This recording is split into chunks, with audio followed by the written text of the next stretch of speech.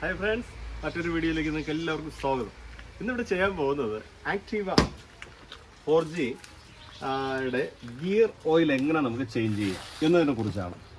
ഇവിടെ ഒത്തിരി കസ്റ്റമേഴ്സ് എൻ്റെ അടുത്ത് ചോദിക്കുക പതിവാണ്, ഇതിൽ ഗിയർ ഓയിൽ ഉണ്ടോ, അത് എത്രയാണ് ഒഴിക്കുന്നത്, എത്ര കിലോമീറ്റർ കഴിയുമ്പോൾ മാറ്റണം എന്നൊക്കെയുള്ള സംശയങ്ങൾക്ക് പകരമായിട്ടാണ് ഞാൻ ഈ വീഡിയോ അപ്ലോഡ് ചെയ്യുന്നത്. അപ്പോൾ ഇതിനാവശ്യമായി വരുന്ന ടൂൾസ് ഒരു 12-ന്റെ T നമുക്ക് ആവശ്യമാണ്.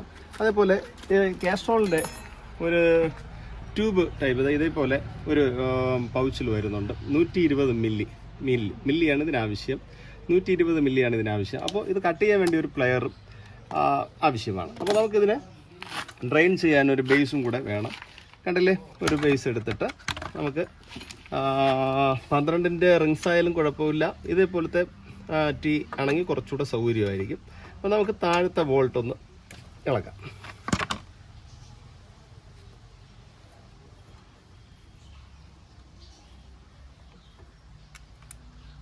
കുറച്ച് ഓയിലേ ഇതിൽ വരുള്ളൂ, 120 മില്ലി ഓയിലേ ഇതിനുള്ളൂ. അപ്പോൾ മേളിൽ ആ ബോൾട്ടും കൂടെ, ഇത് ഡ്രെയിൻ ബോൾട്ടാണ് ഞാനിപ്പോൾ ഇളക്കിയത്.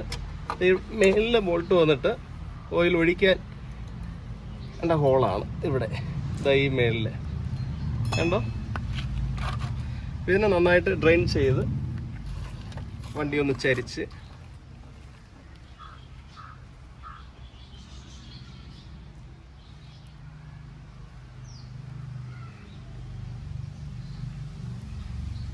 നന്നായിട്ട് ചരിച്ചെടുക്കണം. അപ്പോൾ ഈ മെത്തേഡ് തന്നെ മറ്റുള്ള എല്ലാ വിത്തൗട്ട് ഗിയർ വണ്ടിക്കും ഈ രീതിയിൽ തന്നെ മാറുന്നത്. യമഹയുടെ വണ്ടി ആയാലും അതേപോലെ ഹോണ്ട, ഹീറോ, ഈ വണ്ടിക്കെല്ലാം മാറുന്ന ഈ ഒരു മെത്തേഡില്ല. നന്നായിട്ട് അത് ചരിച്ച് എടുക്കണം. എല്ലാ 3000 വെച്ച് മാറുന്നത് ഏറ്റവും നല്ലതാണ്, അല്ലെങ്കിൽ 6000 വെച്ചെങ്കിലും അത് മാറിക്കോണം.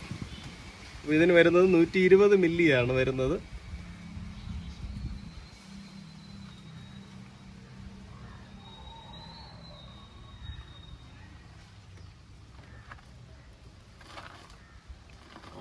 കണ്ടോ, എല്ലാം ഡ്രെയിൻ ആയിട്ടുണ്ട്, കണ്ടില്ലേ. അപ്പോൾ ഇനി നമുക്ക് അടിയിൽ ആ ബോൾട്ടൊന്ന് ടൈറ്റ് ചെയ്യണം.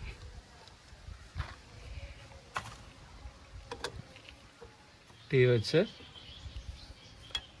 പിരി കളയാതെ ഫുൾ ടൈറ്റ് ചെയ്തിട്ട് അതാണ്ട് ഈ ട്യൂബ് കണ്ടോ, ഈ ട്യൂബിൻ്റെ എൻഡിൽ കട്ടിംഗ് പ്ലെയർ വെച്ച് നമുക്കൊന്ന് അതാണ്ടോ ഇതേപോലെ ഹോളാക്കിയിട്ട് ഇത് ഞാനൊന്ന് കയറ്റി വണ്ടി അല്പം അങ്ങോട്ടൊന്ന് ചരിച്ച് ഇപ്പോൾ ഫുള്ളായിട്ട് ഇറങ്ങും. അത് ഒറ്റയ്ക്ക് വണ്ടി ചരിക്കാനും ഇത് ഓയിൽ അതിനകത്ത് ഒഴിക്കാനും ബുദ്ധിമുട്ടാണെങ്കിൽ ആളുടെ സഹായം കൂടെ ഒന്ന് തേടിക്കണം. ഇങ്ങനെ ഒന്ന് പ്രസ് ചെയ്ത്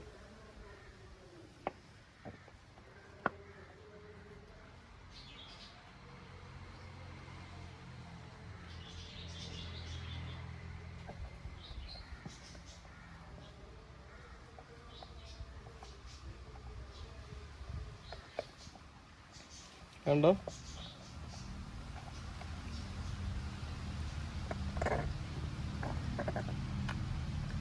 ഓക്കെ, അപ്പോൾ ഓയിൽ 120 മില്ലി നമുക്ക് നൂത്ത് വയ്ക്കുമ്പോൾ അതിൻ്റെ അളവ് കാണാൻ സാധിക്കും. കണ്ടോ വരുന്ന കണ്ടോ.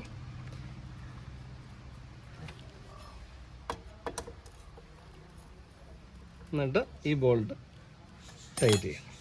ഇവിടെ നന്നായിട്ടൊന്ന് തുടച്ച്. അപ്പോൾ എല്ലാ പ്രാവശ്യവും എൻജിൻ ഓയിൽ മാറുന്ന സമയത്ത് മാറിയാൽ ഏറ്റവും നല്ലതാണ്. അപ്പോൾ ഈ വീഡിയോ നിങ്ങൾക്ക് വളരെ ഉപകാരപ്രദമാകുമെന്ന് ഞാൻ വിശ്വസിക്കുന്നു. നിങ്ങളുടെ എല്ലാ അഭിപ്രായങ്ങളും നിർദ്ദേശങ്ങളും ഞാൻ പ്രതീക്ഷിക്കുന്നു. മാത്രമല്ല, സബ്സ്ക്രൈബ് ഇതുവരെയും ചെയ്തിട്ടില്ലെങ്കിൽ സബ്സ്ക്രൈബ് ചെയ്യണം. നിങ്ങളുടെ എല്ലാ സപ്പോർട്ടും പ്രതീക്ഷിച്ചുകൊണ്ട് മറ്റൊരു വീഡിയോയിൽ കാണുന്നവരെ എല്ലാവർക്കും നമസ്കാരം.